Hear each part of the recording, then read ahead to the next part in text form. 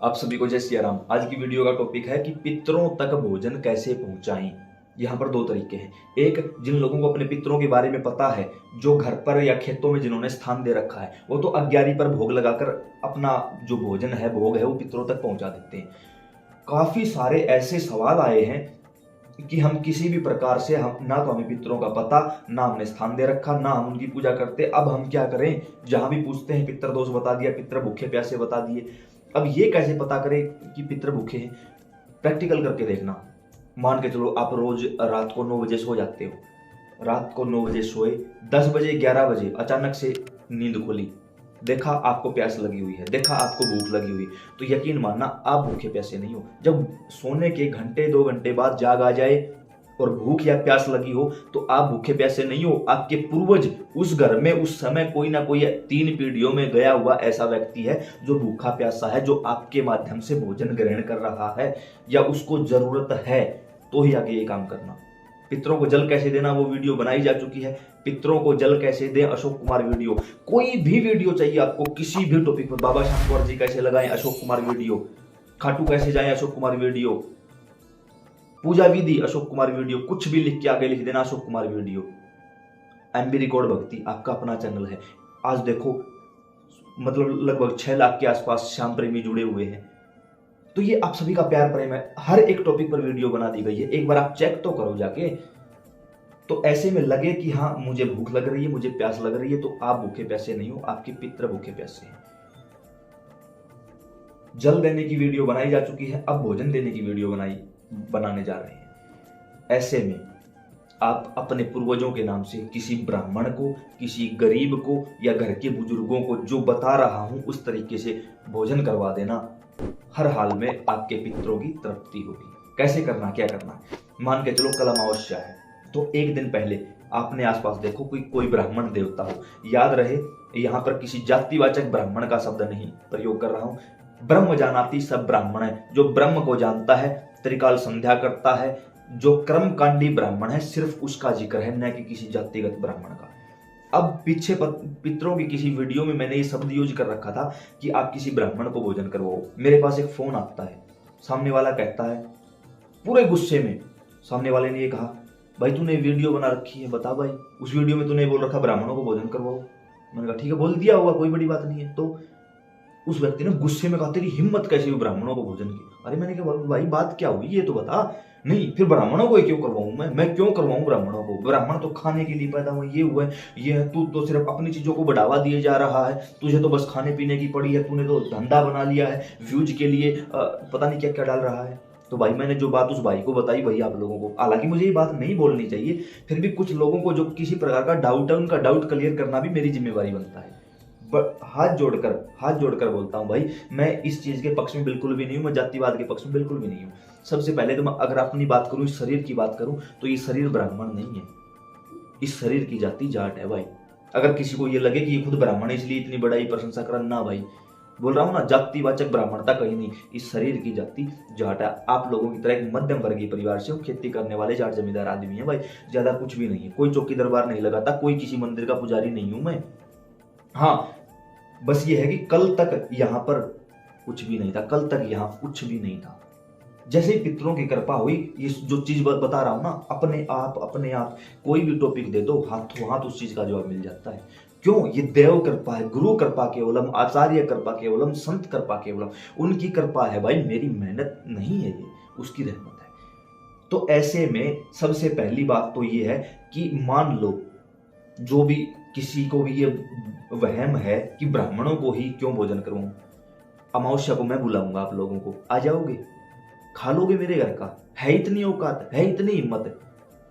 अगर किसी के यहाँ यही रीजन है भाई, मैं किसी के यहाँ जाता हूँ वहां कभी भोजन नहीं करता। कारण है, जिस घर का अन्न खा लिया जाता है, मुझे अपने पुण्य वहां दे के आने पड़ते हैं।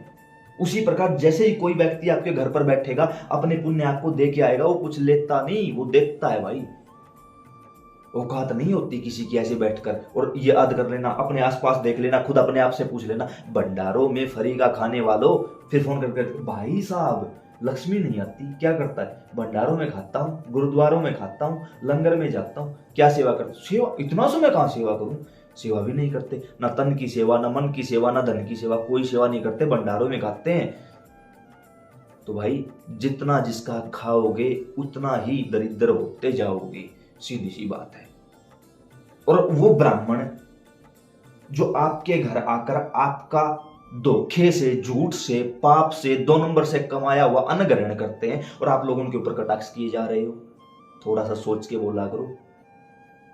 छोड़ो इस विषय को। किसी ब्राह्मण को या किसी गरीब को लगे कि ब्राह्मण भी नहीं है, गरीब भी नहीं है, तो अपने घर के पूर्वजों को लगे कि हमारे घर का कोई पूर्वज भी हमारे साथ, क्योंकि कई बार हम शहरों में रहते हैं या हमारे पूर्वज हैं ही नहीं, जा चुके हैं, तो कोई ऐसा बुजुर्ग देख लो, लगे कि वो भी नहीं है, तो गौशाला का सहारा ले लो भैया, ठीक है। अब पहले अमावस्या से एक दिन पहले किसी के घर जाके, जो भी ब्राह्मण ब्राह्मणी है, जोड़े में बुला सकते हो, अकेले ही बुला सकते हो, कि आप हमारे घर आइए, अमावस्या को पितरों के नाम से हम आपको भोजन देंगे।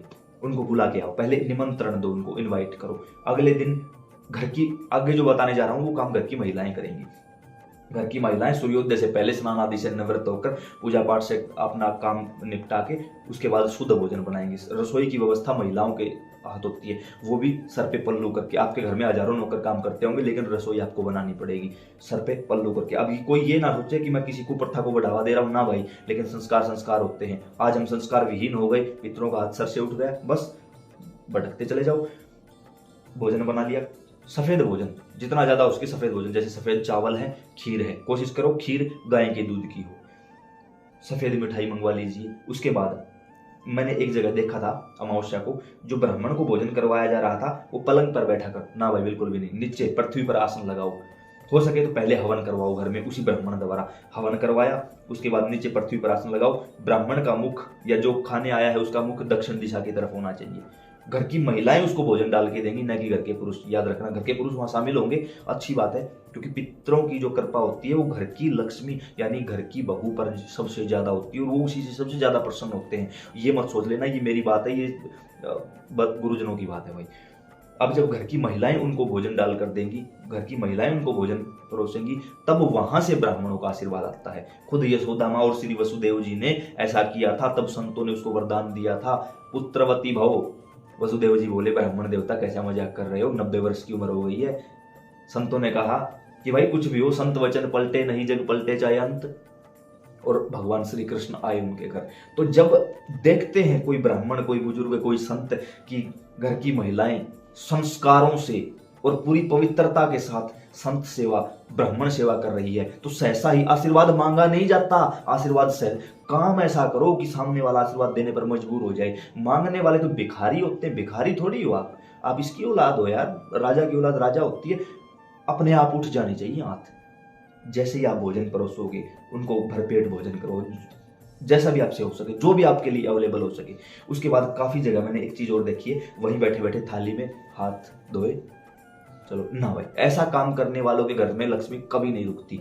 उनको प्रेम से उठाओ, जहां आपका स्थान है वहां पर उनका हाथ मुंह साफ करवाओ। उसके बाद जो आपसे हो सके उनको कपड़े या दक्षिणा, जो भी आपसे हो सके वो दक्षिणा लो। यहां पर इस सारी प्रक्रिया के दौरान आपको यह संकल्प करना है, अपने ही घर में कहीं भी खड़े होकर, पितरों का स्थान है तो वहां जाके, नहीं है तो खड़े होकर अपने हाथ में, राइट हैंड में जल लेके, कोई भी कर सकता है इस संकल्प को कि मेरा नाम ये है, मेरे पिता का नाम ये है, मैरिड महिला है तो पति का नाम बोलेगी, आज अमावस्या का दिन है, हे श्री सूर्य नारायण भगवान, क्योंकि प्रत्यक्ष देवता, या फिर विष्णु भगवान, हे शिव भगवान, या जो भी कुल देवी कुल देवता है आपके, मैं आपको साक्षी मानकर आज के दिन इनको भोजन करवाने जा रहा हूं, जा रही हूं। आप कृपा करके मेरे पूर्वजों तक, 3 पीढ़ियों के पूर्वजों तक इस भोजन को पहुंचा दीजिए। किसी प्रकार की कोई गलती, भूल चूक, अपराध हो तो मुझे माफ कर दीजिए। ये बोलकर आप नीचे की ओर छोड़ दो। जो जल आपने उस समय वहां जल रखना है आपको, जो जल आपने यहाँ रखा है वो जल सूर्य नारायण भगवान को दे देना है। उसके बाद आप देखोगे कि सोपन के माध्यम से आपको आपके पितरों के दर्शन होंगे, आपके पितर आपको आशीर्वाद देते हुए दिखाई देंगे। ये जो बार बार भूख लगती थी, प्यास लगती थी, ये लगनी बंद हो जाएगी। किसी भी प्रकार से कोई ऐसी चीज आपके सामने नहीं आएगी।